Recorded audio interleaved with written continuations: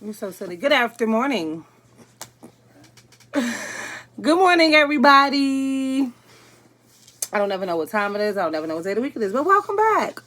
This video is long overdue, and it is simply how I keep my customers' information in my customer binder. I don't use apps. I don't use the computer, like Microsoft Word, Excel stuff. I don't do that. I don't have time. That just takes too long. That's not my thing. So what I do is very old school because I'm an old lady. And I have index cards and a binder. So this, from what I was told, this used to be like a thing back in the day. Obviously, when Scentsy first started, Scentsy is 16 years old. So back then, I don't know if it was like a lot of technology stuff being used back then. I don't think it was. I was in high school back then, so for me it was a little different. We had technology and things like that, but when Scentsy was started, this is what people used to do. I don't like doing things on the computers and when it comes to stuff like this, because I can literally grab this right here and take it with me. I can grab my binder and take it with me. So here's how the process starts. You place an order on my website or whatever. I print your receipt. This is the first part that I do. I go in and I print your receipt. After I print your receipt, I go to my handy dandy stack of index cards and I literally write down all your information. Your name, your address, your telephone number, and your email address. I also like to keep track of your favorite scents that you love so much, whatever your favorite scent is. I also, let me see, I know I have another one. No, not her, and that's in the wrong spot. I also like to keep track of your birthday. If they put their birthday, then I'm gonna go ahead and make sure I have it. If you don't put your birthday, I'm just gonna ask you for it if you want to give it to me or not. I also have my teammates' information, and on the bottom of their card is their birthday, so that I can send my teammates birthday stuff, happy birthdays, and I also have their sign up date, which is supposed to be on here, so I can send them happy anniversary stuff. Literally, this is just the index card holder with the alphabet tabs on it. Literally, that's all that is. So we go from order form. If you ever do a party, highlight the party orders so that you keep them separate from your regular orders. Because for me, when I do party thank you packs, I have so much mail I have to get out. When I do party thank you packs, my party thank you packs are done differently than my regular thank you mail. Whole nother video, whole nother time. So that's why this is highlighted and this one is not. And this also says party on it. So that's step one. Print the receipts. After you print the receipts and you have all that fun stuff done, you go to your handy dandy binder. Anywhere you can get a binder. Dollar store, blah, blah, blah. Now, I have an awesome assistant who made a chart for me. It's called Happy Mailers List.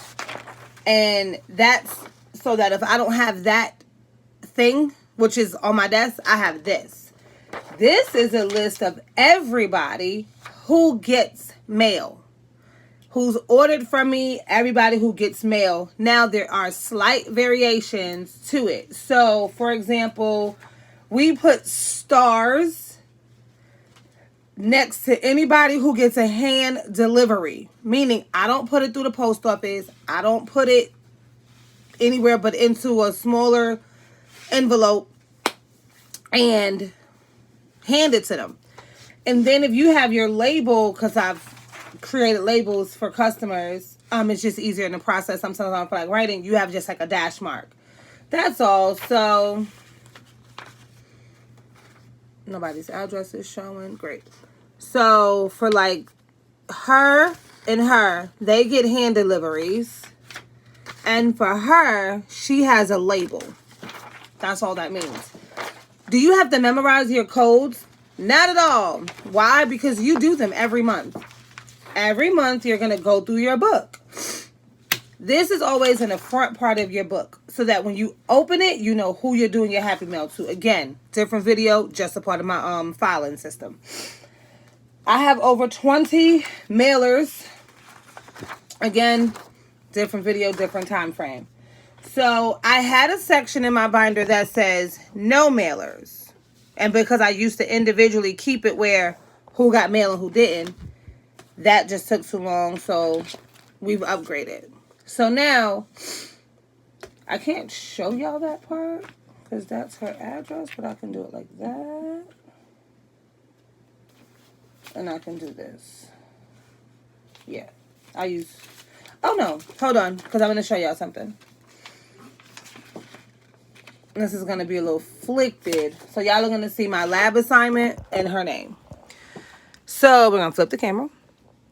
So it's in alphabetical order by first name, not last name. So her name will go here first. And then under that would be the date she ordered, what she ordered goes under it, right? That's for every single customer. If y'all are wondering how I did this, I copied and pasted this out of reporting. So under the reporting tab, I copied and pasted that. And that is for every single customer. So if you're wondering, when do the papers that I printed come out and come into play? Those are the first pages. So usually everyone has the same standard. Everyone's paper looks the same. But I changed my mailing system, so I changed up some things on how I did things. This was the first way. So what I'm doing now is the second variation of how I input my customers. And I'm also blind. This is too small. But it goes in the front part of their thing, and it's dated. So, for example, who is this? She's in the back. So you go to the person's name, and if you know your ABCs, you know this particular person, her name is in the back. He's not placed in the right section. No, he can't be. Oh, so we got to fix this? Mm-hmm. Oh. The back part we have to fix. Oh, because I can't find her now. Who is that? Yo. She be towards the front. She should be towards the front. Yeah.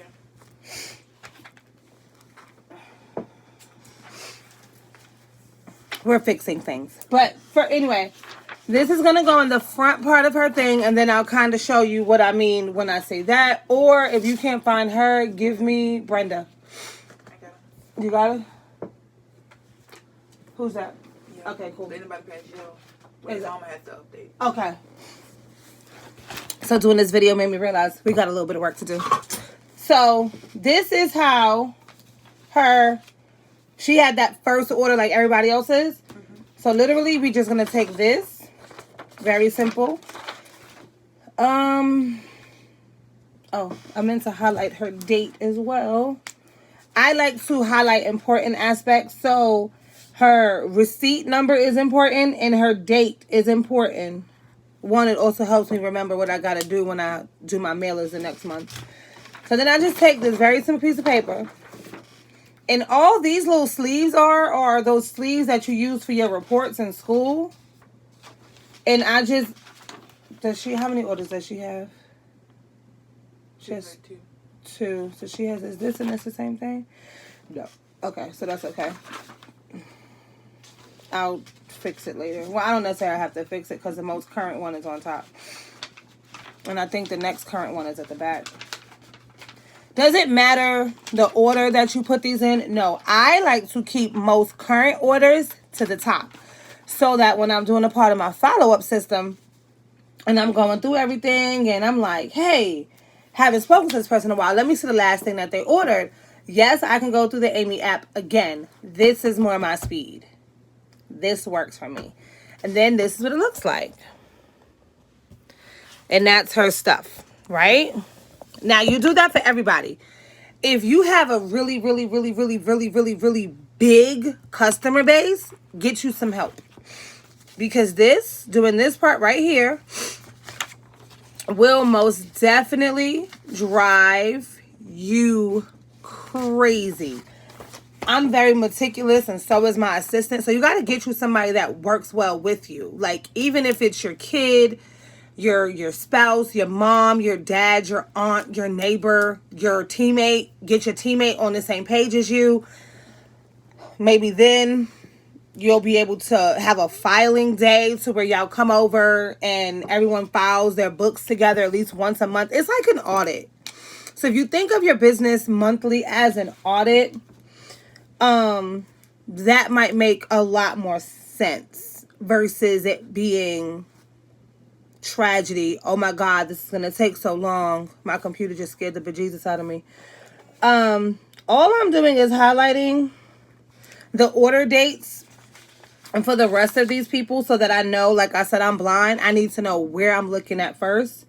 But their thank you mail has actually...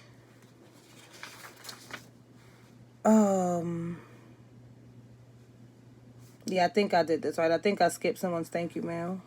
I did, and I know who it was. And that wasn't on purpose. That was legit an accident. I thought I sent it to her. Monica.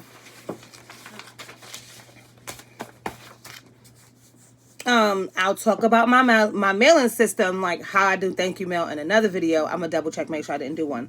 So basically, that's all I did. All I did was highlight their date of purchase. Why did I highlight their date of purchase? Because it just makes my life so much easier. And it's actually better that way for me to do it that way than to do it any other way. So I'm going to update my book, but this is basically how I keep my orders. This is literally what I do. Literally, I go and I get me some of these clear sheets. I have a crap ton, but this is all it is. It's a clear sheet from the dollar store out of the school supply or office section. It is then one of many tabs that I have. Boom, one of these, and you're done. I only use the tabs because I was gonna write their names on it, but I forgot. So I only use the tabs to just kind of keep everybody separated. So I know I'm going in alphabetical order, starting by their first name. That might drive a lot of y'all crazy. A lot of y'all might have to go by the last name. Whatever floats your boat, whatever makes you happy. Literally, I have a 2-part filing system. Index cards, because when I do my mailers, I need to just be able to grab them and go. So I'll do a mailer preparation video. I can do it later. I'll do a mailer preparation video just to show you how I prepare my mail. I prepare 2 kinds of mail minimum. It's my monthly mailers and thank you mail. Thank you mail is very simple. Now, if I get a request for something, that's different. But this is how I keep my list of customers. This is my customer binder. Everyone that comes and shops with me gets added to, I'm not going to show her last name, gets added to my binder. So this lovely young lady was my most recent customer. I don't put the day that they purchased from me because I already have their receipts. Everybody else is added to the front. No, the customer part is not really ABC. Is this an alphabetical order, babe? No, it's not. Never mind. My customer, we started it. The front part, my customer, so where it says happy mailers list, is not in alphabetical order. And then I have my P.O. box labels because I don't write my address on anything.